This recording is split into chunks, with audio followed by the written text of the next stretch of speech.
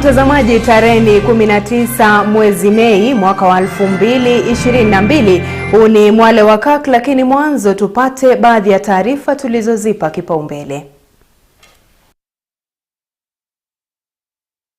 Serikali ya Raila Amolo Odinga iko tayari kupambana na ufisadi ya kuweka stima katika kila boma katika Mlima Kenya. Hiyo pesa yote ikachukuliwa. Miungano ya Azimio la Umoja na Kenya Kwanza yazidisha sakasaka zao za kura maeneo ya Mlima Kenya. In the last 2 weeks we have witnessed 4 lives having been lost. Kizaazaa cha shuhudiwa Westlands, Nairobi baada ya makabiliano makali kati ya polisi na wahudumu wa matatu. No one is allowed to engage in hate or inciting speeches. Baraza la makanisa NCCK latoa wito wa uchaguzi na kampeni za amani.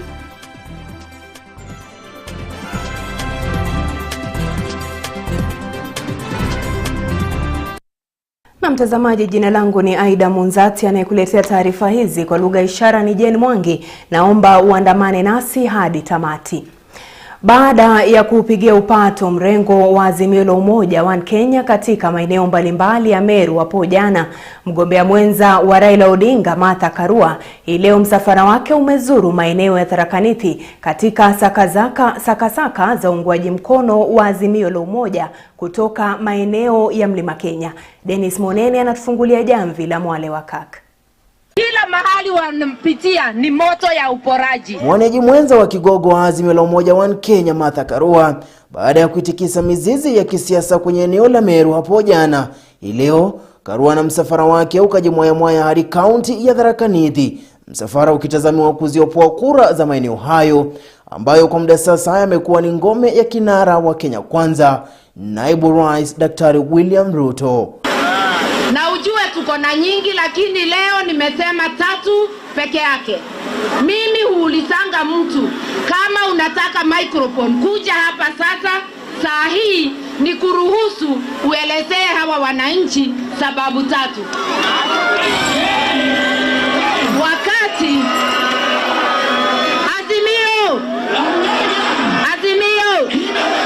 wakati tulikuwa kwa serikali ya Rais Mwai Kibaki tukiwa na Raila Amolo Odinga, niliboresha sekta ya maji, hata nikaja hapa kuwawekea maji. Naye Raila akaboresha mabarabara, zile zote barabara kuu naona mchoro ni ya engineer Raila Amolo Odinga. Karua akafululiza moja kwa moja kutoka Chogoria hadi miji mbalimbali ya Tharaka Nithi akimkampenia Raila Odinga, huku akiwapiga wapinzani wake wa kisiasa. Sasa nasema vitendo ya Raila Amolo Odinga imetuonyesha anatufikiria. Kwa hivyo akikalia tunajua hata tusahau. Mimi nasema wale wengine vitendo gani? Kila mahali unapitia ni duru ya ufisadi. Hiyo ni vitendo. Hatuwezi kuchagua mtu ati sababu amekasirika. Si hata sisi tumekasirika na njaa. Katika kampeni zake Karua akawaonya wapiga kura wa Tharaka Nithi kutokubali kutumika kuzua vurugu kwenye mikutano ya kisiasa na uchaguzi mkuu, zikiwa zimesalia takriban siku 81 kabla ya uchaguzi mkuu. Mambo ya duru, mambo ya kurukaruka, hiyo tuache. Hii ni mambo ya kusikizana. Na mtu akikutuma kazi ayoeleweka, mwambie aifanye. Kama uko na pesa, badala ya kutuma vijana, ingia wewe. Kuja unipokonye microphone. Kabla ya kutamatika kwa ziara ya Karua kwenye maeneo ya Mlima Kenya, unatarajiwa kuzalisha pakubwa kura za eneo hilo baada ya kutwikwa jukumu la mustakabali wa uungwaji mkono wa Azimio la Umoja wa Kenya eneo hilo la Mlima. Unaona mimi kama ni mtu wa kucheza na kazi? Nikiripotia Mwale wa Kirk, mimi ni Dennis Monene. Mimi sicheki na sichezi masaya. Na mtazamaji, tutoke Tharaka Nithi tuelekee katika kaunti ya Nakuru na maeneo tu ya Nyandarua, ambapo muungano wa Kenya Kwanza unaongozwa na naibu wa rais Daktari William Ruto leo umeendeleza ziara ya kisiasa katika kaunti ya Nakuru, ni ya kuikiwa kupata maoni ya wafanyabiashara wa viwango vya chini kuhusu jinsi ambavyo wangependa serikali yake iwasaidie kuboresha biashara zao iwapo atachaguliwa kuwa rais katika uchaguzi mkuu ujao.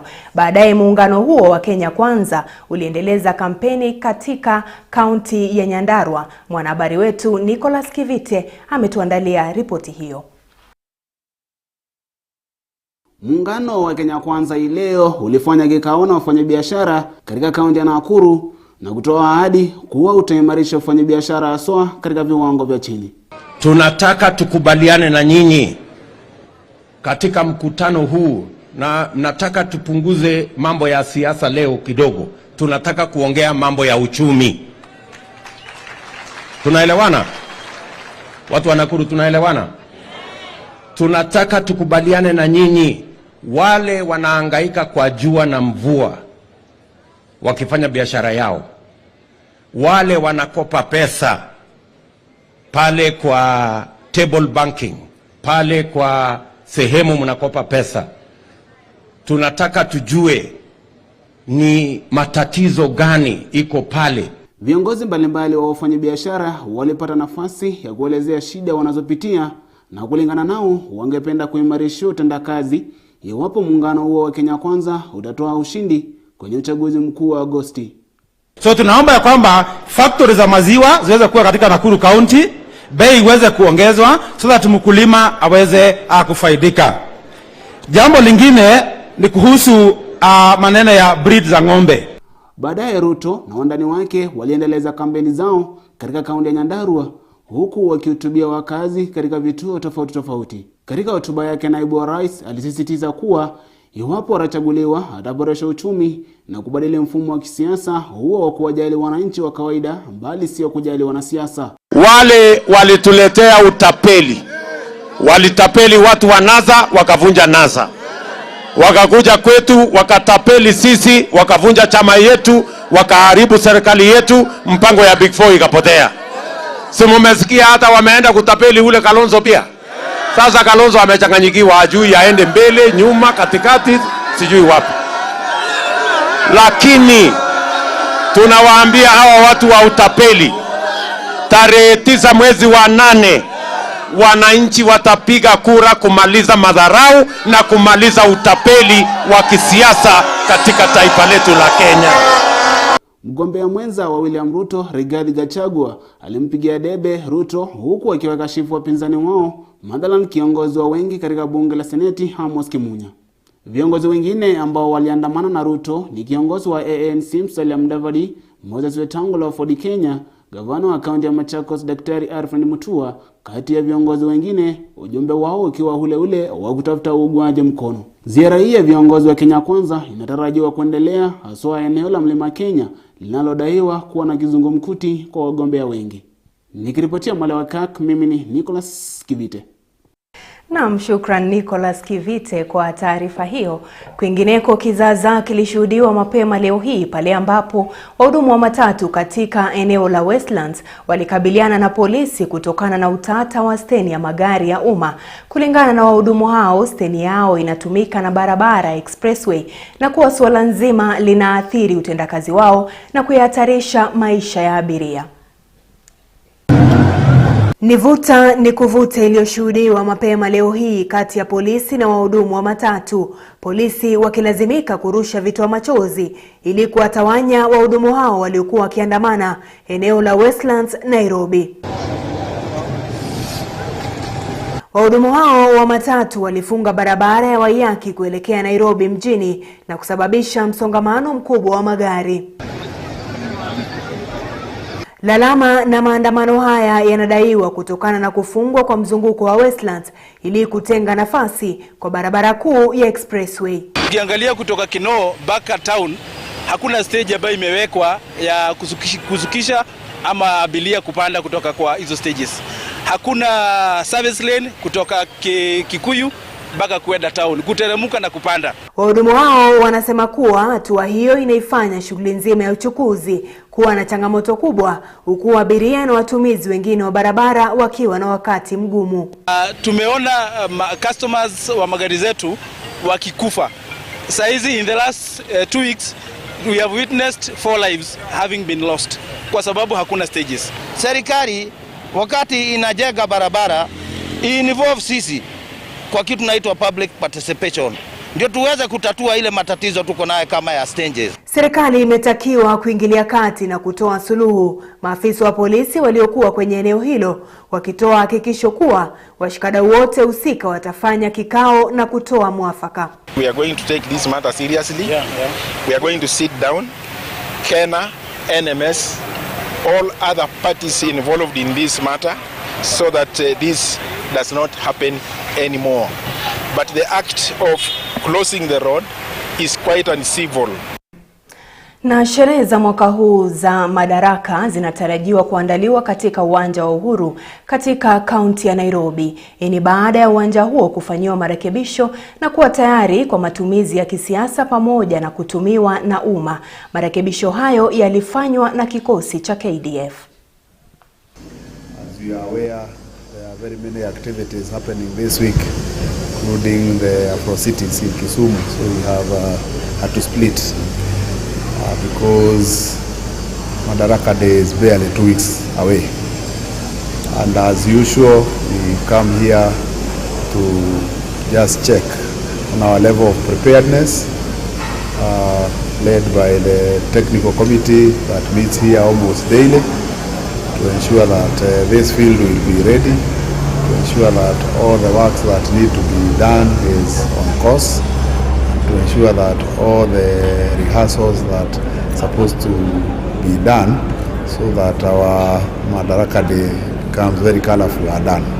So we've had our meeting to just go through the check boxes, ticking them along the activities, and we are very happy as the celebrations committee because all that we have planned to do is on course and is being done.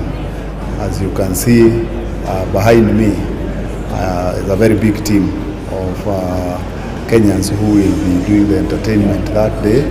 Probably you have had a chance to see their first day of rehearsals on this field, and we are satisfied that within the few remaining days we will be able to pull out a very colorful Madaraka Day celebration, which is a very special Madaraka Day celebration because it will mark the last Madaraka Day celebration for this regime, because as you are aware, we are going into an election. So we are putting our best foot forward to ensure that it's the best ever, and therefore we agreed we hold it here at Uhuru Gardens, a garden that is not new to you because this is where we were also in Jamhuri Day. Na mtazamaji, kufikia hapo mimi na mwenzangu kwa lugha ishara Jane Mwangi tunapata fursa ya kumeza mate. Wewe zidi kutazama Kirk TV, tutarejea muda usiokuwa mrefu.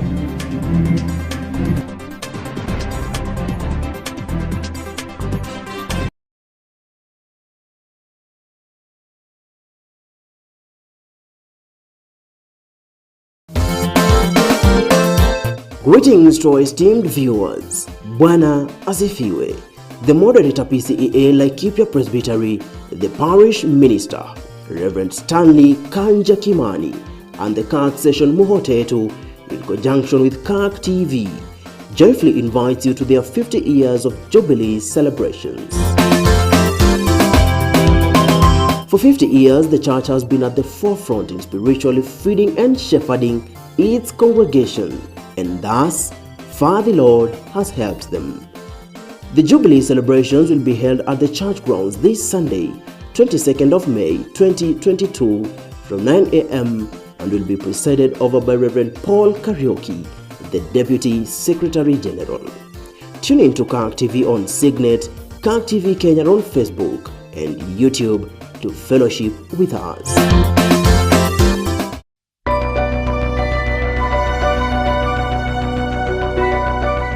A bit of an outbreak of cholera in Kamukunji.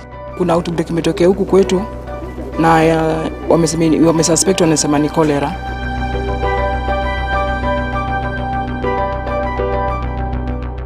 One key thing in the slum is that there is poor disposal of waste. There's a dumping site just next to the residentials. A dumping site which picks waste from across the larger Islay. With dump sites such as this, sewage flows, drinking water pipes submerged in raw sewage. Now how are residents here supposed to be assured of their health? Ile maji tunatumia tumekiwa na CDF zimetoboka. Na hii sewage ikifunga hiyo maji inatokea mpaka kwa kijiji ndani. So ina mix na ile maji safi na chafu na ndio kila mtu anakunywa. The World Health Organization terming it as a global threat to public health affecting both children and adults, and it says it can kill within hours if not treated. So kuna watu wameathirika. Already saa hii watu wamekufa. Na hapa ni kiwanja watu hiyo wanakuja kucheza. Hata sisi hatujui kama tuko na cholera. I have absolutely no doubt that at the height of the COVID days, there would have been no cholera. So basically we are promoting hand hygiene, food hygiene and sanitation in this area. What is the condition really like here? How is the environment here? And what other factors would have predisposed these residents to cholera infection?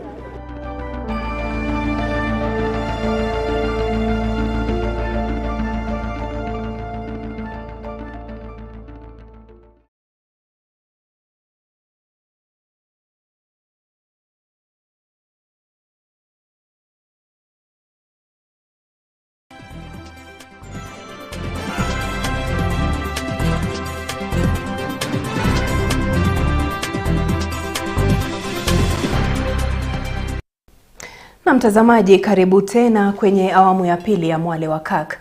Baraza la makanisa nchini NCCK limetoa wito kwa tume huru ya mipaka na uchaguzi IEBC kuweka mikakati kabambe kuhakikisha uchaguzi ujao utakuwa wa haki na huru.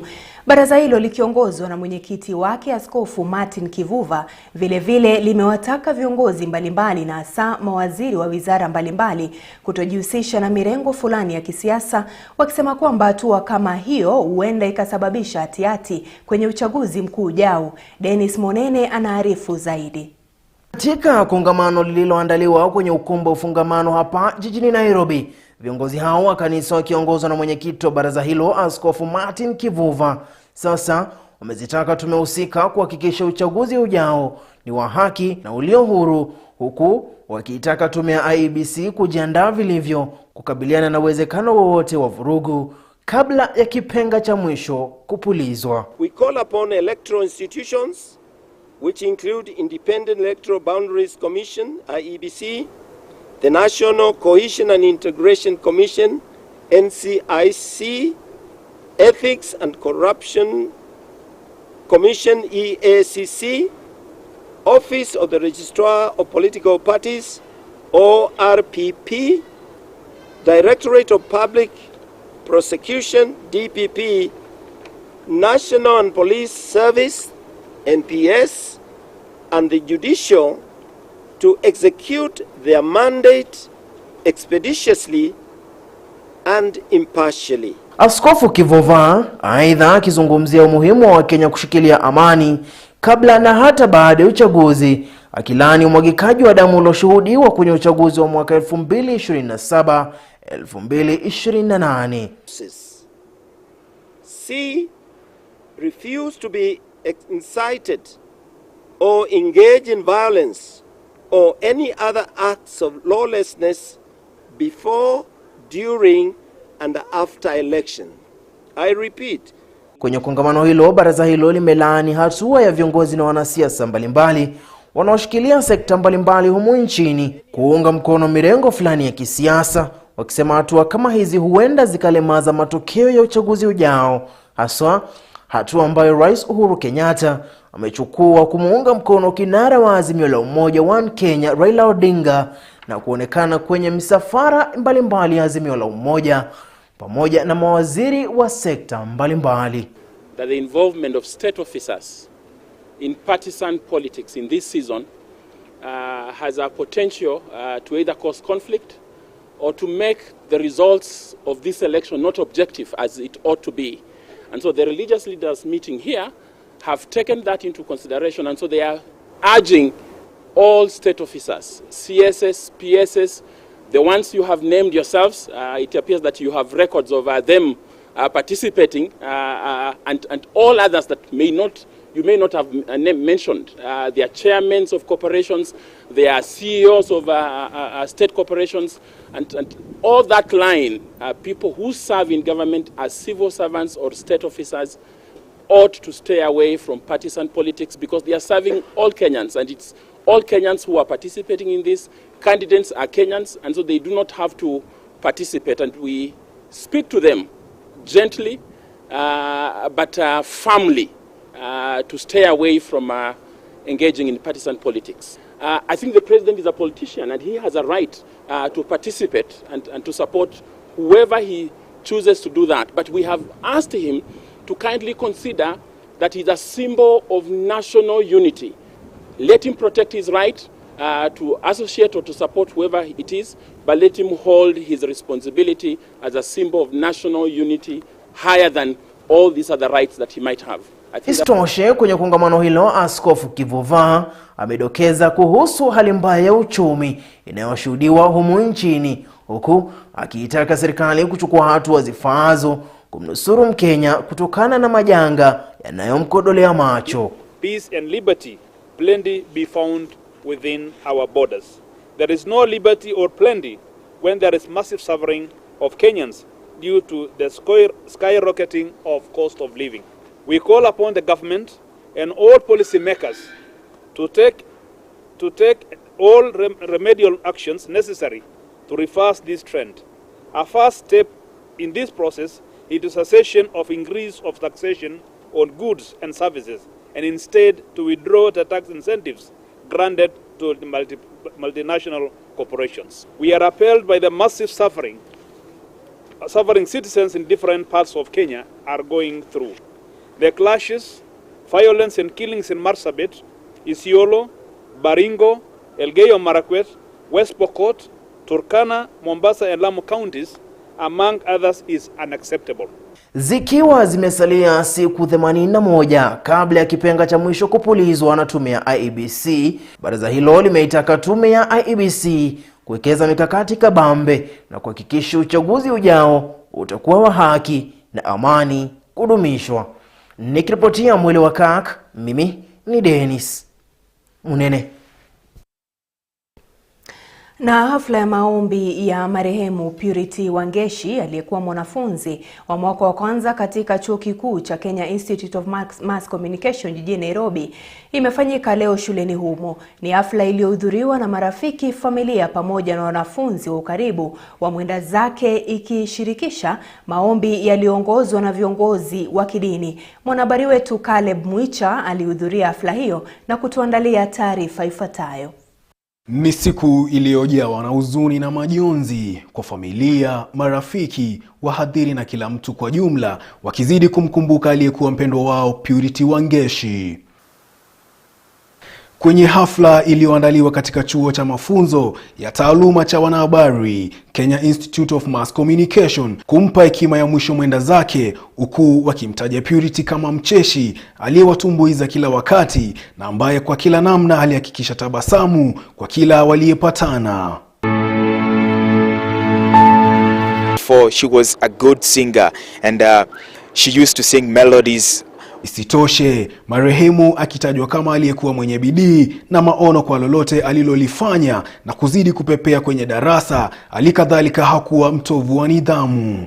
Purity was our first year student. Alikuwa msichana mwenye bidii, very social na kila mtu, amekuwa akipenda kila mtu. Until her demise, Purity was a very good soul, a very jovial girl. I don't remember having issues with her on terms of assignment submission, class attendance. She faithfully attended her classes, and I've never had her being mentioned in discipline issues. Huku hali ya usalama ikizidi kuzorota, navyo visa vya uhalifu vinazidi kuongezeka siku baada ya siku, na kwa umoja wanafunzi wakizidi kulilia usalama kudumishwa kwa namna lolote lile. Aidah, familia pamoja na marafiki wameendelea kuomba haki ya marehemu kuweza kufanyika. So far we can say the security within should be nationwide and countrywide, should be made so much better. Then we just ask for justice for Wangeshi to continue being there. Let justice prevail, and no man should walk out freely when our sister is 6 feet under.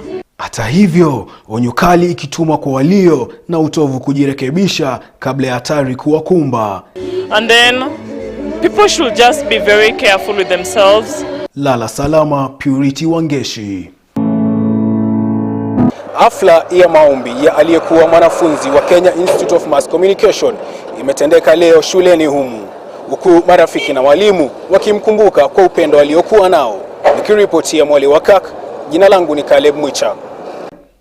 Na shukran Caleb Mwicha kwa kufuatilia taarifa hiyo yake Purity Wangeshi. Tukisonga mbele, wasiwasi umeibuka kwa madai ya kuongezeka kwa visa vya kuwatesa punda na kuwafanyisha kazi kupita kiasi katika eneo la Ruai.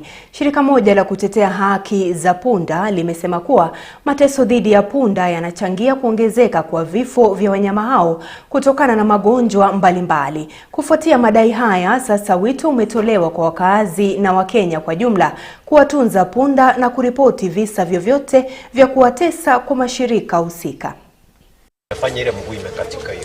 Wekanga noti na yake itakasa. Naona hii noti. Nilete hapa. Wewe ni maji. Nasikia vile inanuka hiyo kitambaa.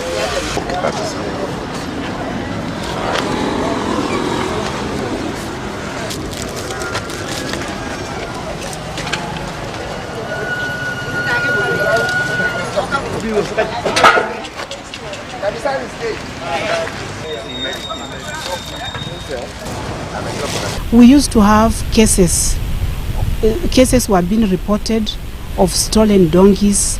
They were being reported of donkeys found being slaughtered, but these days we don't hear such like cases because maybe they were being stolen and taken to the slaughterhouses, but because the slaughter is not going on, that has made the population to increase.